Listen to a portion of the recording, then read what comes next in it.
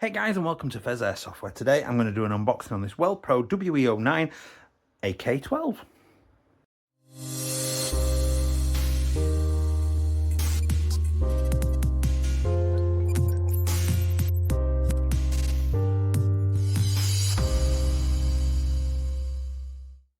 Hey guys, and welcome back. If you do enjoy this content today, please do consider liking, commenting, subscribing, because those interactions help me get seen by the YouTube algorithms. That helps the channel grow. If you want to support the channel a little bit more, all my socials are down on the link down below in the description, and the join button underneath the video will take you to the channel memberships on YouTube. 99 pence a month, totally optional. The main thing you're going to get on there is bloopers, me swearing quite a bit when I mess things up, and most videos I tend to mess something up. So, all that gubbins out of the way, let's get started with this. So, I had a real passion and interest in Pro, and what I do want to do is, before I really open it and you go, hang on a minute, this is not brand new. Pheas, you are trying to jip us. No, this is not brand new. I've had this several months and it has been skirmished. I've run it a half day at one event and unsuccessfully, which I'll talk about later, at a second event. So it seemed sort of 2 game days out. And I've had some issues, and I've got mixed feelings about the whole thing. But by the by, let's get started. So the box then, as we've come to expect, Pro, bog standard, plain black. We've just got a bit of a label. I think this is more from the retailer that they've labelled that up. And that's literally it. Just a couple of little stickers, plain black box. So I'm going to flip this over because I'm pretty sure, I don't know it is the right way. So get the lid open. We've got our sort of, I think it's Polish English target and some basic safety instructions. Yeet. We've got our cover in there to keep it safe. Now, she is a thing of beauty. That is a really pretty looking piece of kit. So in the box then, I'm not sure if, oh, that might even be my receipt underneath. We've got a 120 round mid cap, and I do like the style of that mid cap. It might be higher. I will put text on the bottom of the screen now that confirms the capacity of that magazine. We get a little speed loader that will probably fill the mag like once, and then we get the AK itself, and it is really pretty. Oh, there's the unjamming rod. I'm pretty sure underneath it is my receipt. Nah, that's funny. Get that out of the way. Now, this is a, oh, there we go. Just about fits on camera. The whole box did not fit. It was quite a sizable box. So this is made out of a polymer almost exclusively. So it's the first thing that strikes you is, although there is some weight to it, it is not hefty like real, like, oh damn, that's heavy. There is something about it where, I'll be honest, I ran it for half a day at an event at Dirty Dog Airsoft a few months ago and had no issue at all, wielding it. Certainly not with the weight anyway. The issue came sort of performance-wise, which we'll sort of talk as we get to the shooting step and things like that. So let's get to doing with the muzzle to tip to stock sort of thing. So we've got a chunky AK12 style muzzle brake that is metal, and it is very well machined. It's really nicely cut. It's held in place with a little grub or set screw under there. I'm guessing a Torx 6 will remove that. We've then got, obviously, our bayonet attachment point. I'm not sure if that outer barrel is just an extension or I don't, possibly might be. I'm not going to tinker with it at the moment. All of this front end is held in with, I'm pretty sure, correct me if I'm wrong, I think they're roll pins. So it's just a roll of metal that's basically punched in there. Dislike working with them because they can misshape quite easily and things like that. But all of this front assembly here is all metal as well. So there's, there's a little, it's not massively unbalanced, maybe ever so slightly towards the stop, but there's not a lot of unbalanced weighting to it because obviously it's counterweight to the gearbox. Coming onto the handguard then, we've got this quite sort of aggressive sharp corner almost look and cut to this handguard. Now I really like this style of handguard. I think it looks really cool and really nice. It came with the 2 rails on one on each side pre-attached. They are metal, both of those, which I wasn't expecting that at all. So you have got accessory space for days. We've got this nice underrail. Now everything, although it's like sort of sharp edges sort of thing and clean cuts, nothing's actually sharp on any of it. It's nicely sort of I want to say the word chamfered off, just sort of ever so slightly rounded off, so there is no real sharp catching corners. It kind of says there's some good workmanship gone into that. And the whole handguard is solid. It's not moving anywhere. It's staying very stable. You know, it looks lovely. It's nice to hold. Sort of getting my hand around it, it feels lovely. Coming backwards then onto the top, the dust cover, then we've got rail all the way to the back. The sight is integrated. Now it does look a little bit like I can possibly, let's take this off and come back to that. There's no mounting underneath. It might be, put that back in. There appears to be a set screen there. It might be that that releases it and allows this assembly to possibly come off. I'm not going to take it off. I've quite found those quite effective sights to get down and were quite useful. But if you do want to accessorize, you have got that option there. What you have got a lack of, as you've probably noticed already, is there is no side mount here on this side. So there's no AK style side mount going on this. All of this is polymer now, pretty much. We've got little metal parts integrated into the hinge on the stock, and I'm going to talk about the stock because I do quite like the stock and what they've done with that.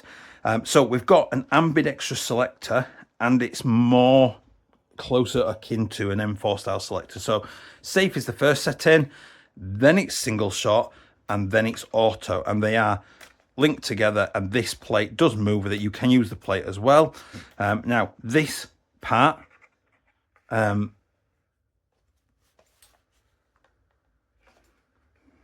is metal.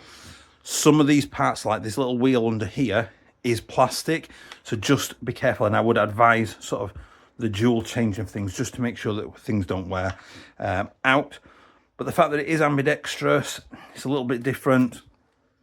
You know, it is quite cool, and it is, I can confirm whilst playing with it, it is surprisingly easy to get to and change modes and things like that. We've then got our sort of trigger trigger guard, which is well sort of oversized, meaning that once you've got gloves on and things, you have got excessive room in there for your gloved fingers to get in and access that trigger.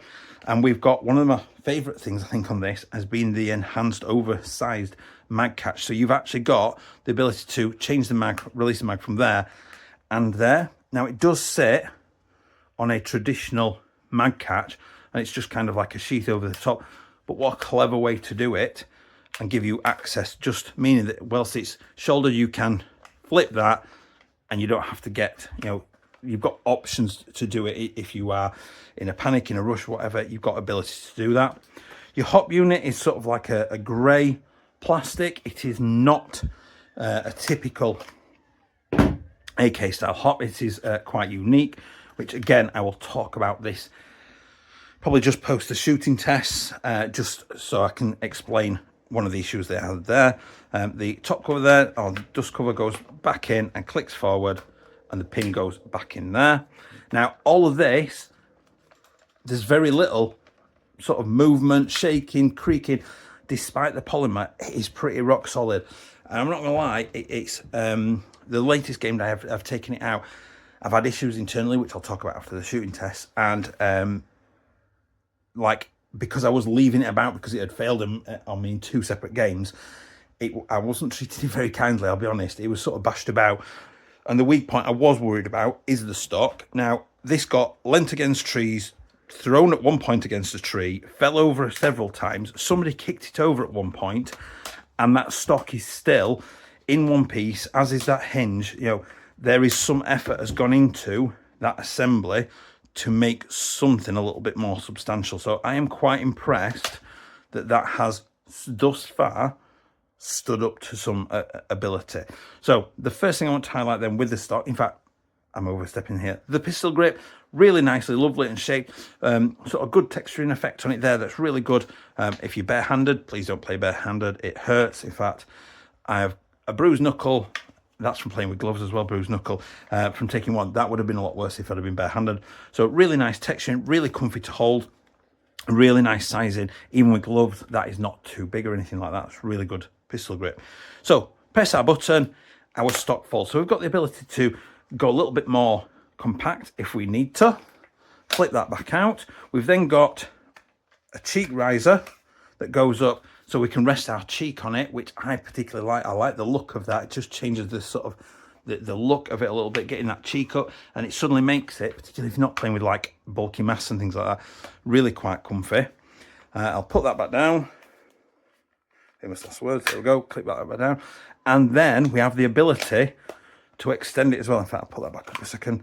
6 positions of adjustment as well, so we can match our shoulder and arm preference as well. Now, I particularly like it in the fully collapsed version like that. That, for me, with my webbing on, is the most comfortable situation to be in. And I'll be honest, that I think is a really good effort with the stock. We've got QD points as well, on one on each side. Plus a little stock-based update. You can just fold the stock as well, and you can access the spring there. You can see the spring guides coming out the back. There is also a little screw that helps to secure the spring guide and the spring straight, so you can change it without removing anything.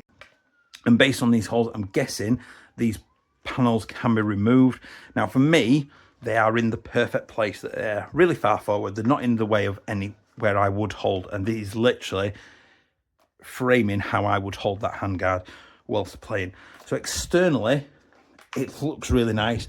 Despite that it's polymer, it feels really solid. The mag looks absolutely fantastic in it.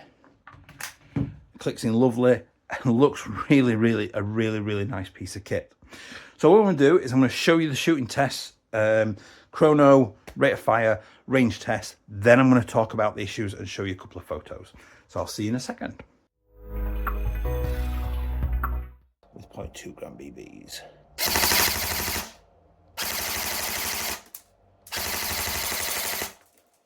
So about just over 12 rounds a second.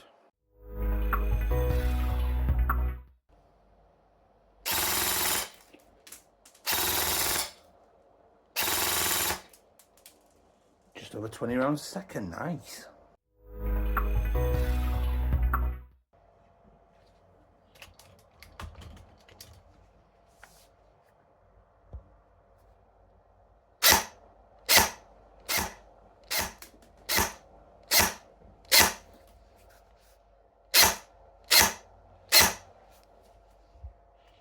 So maximum 294, minimum 292. So what's that?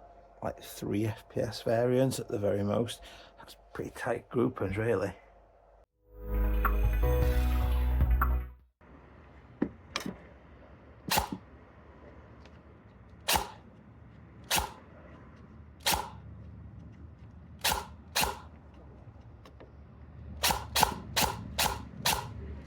Full hot one, not enough for a minute. Oh, there we go. Getting better.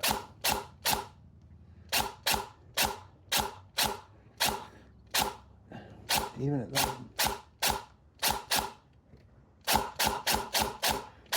Coming up now.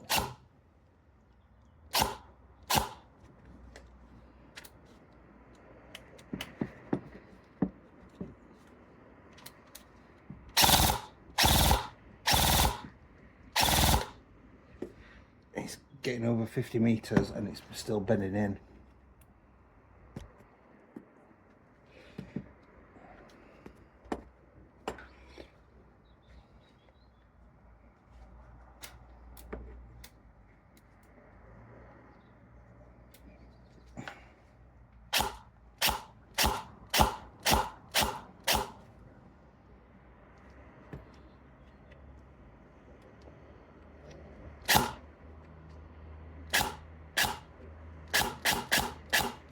There we go. Bit inconsistent, but you're looking at about 50 meters and it's still bedded.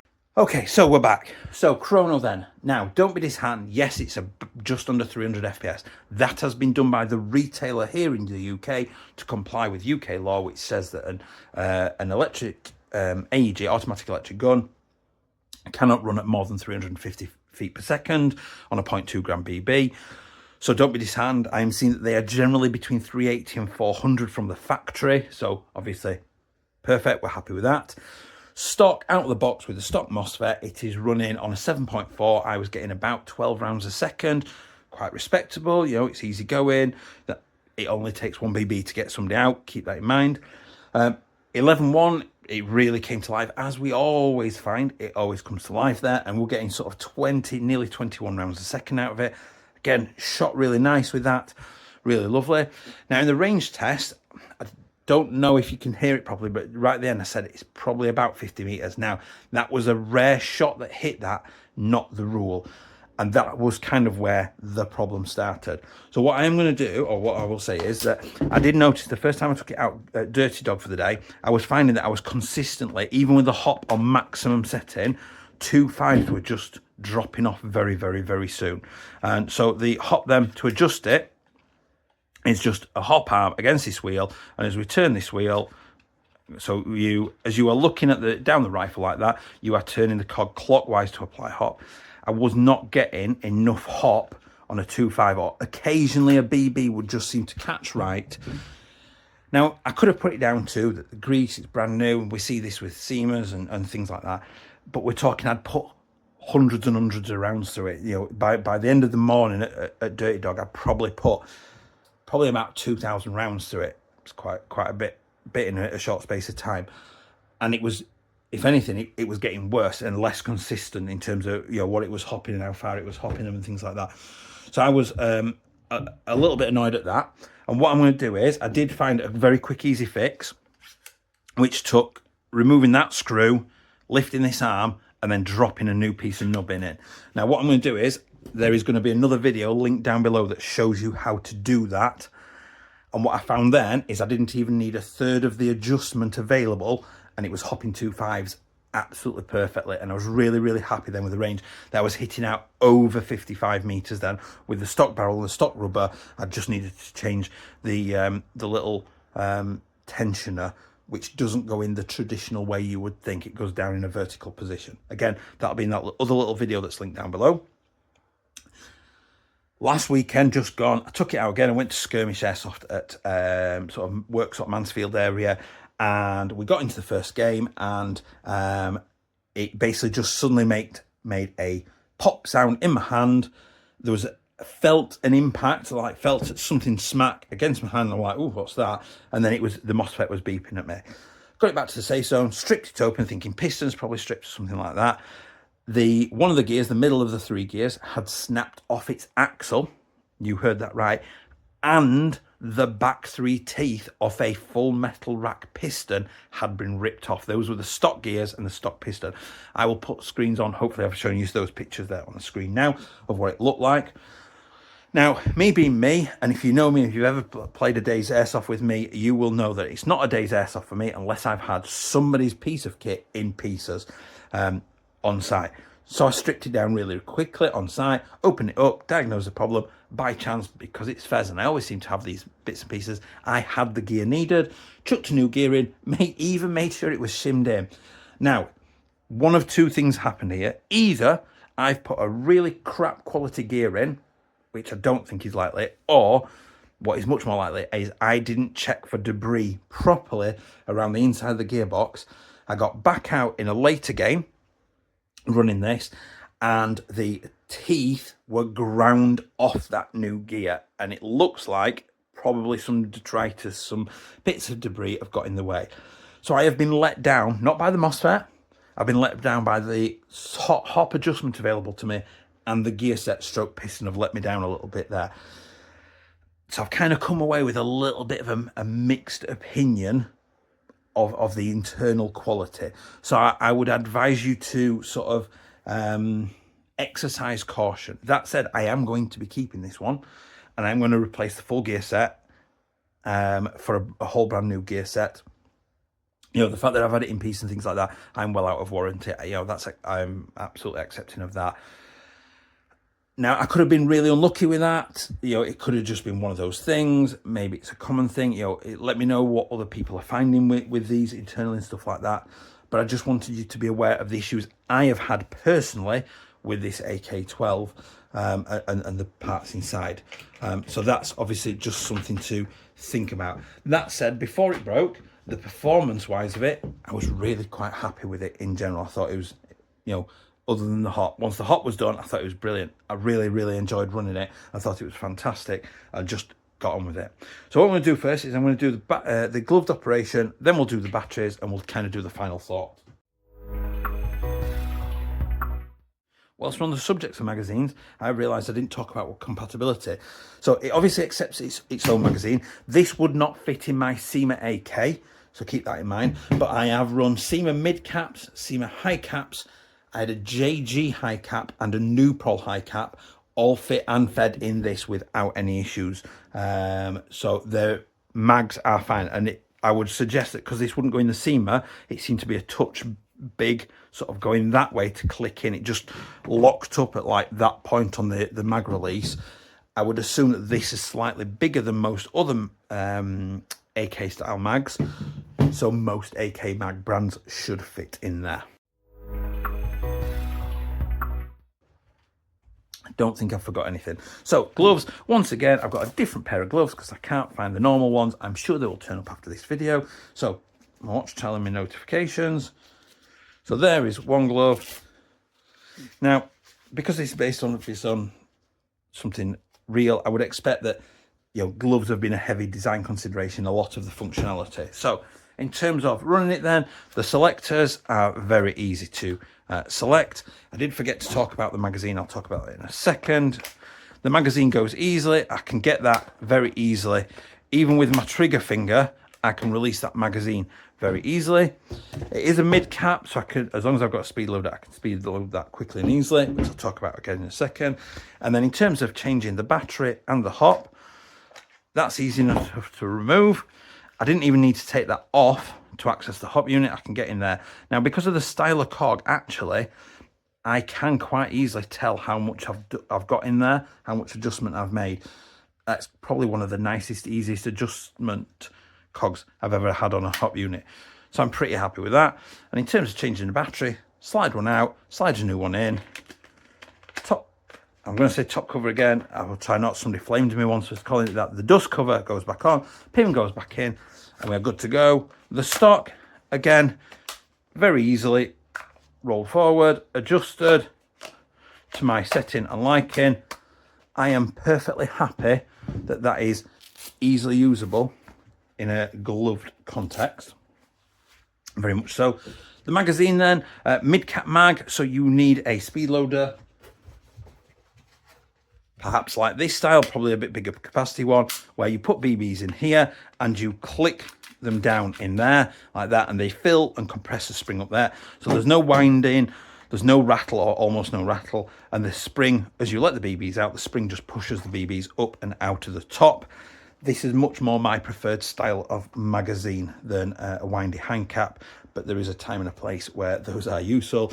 Please do not flame me and hate me and dislike the video because I've said that high caps are okay in context. So let me get the batteries and we'll do the final thoughts.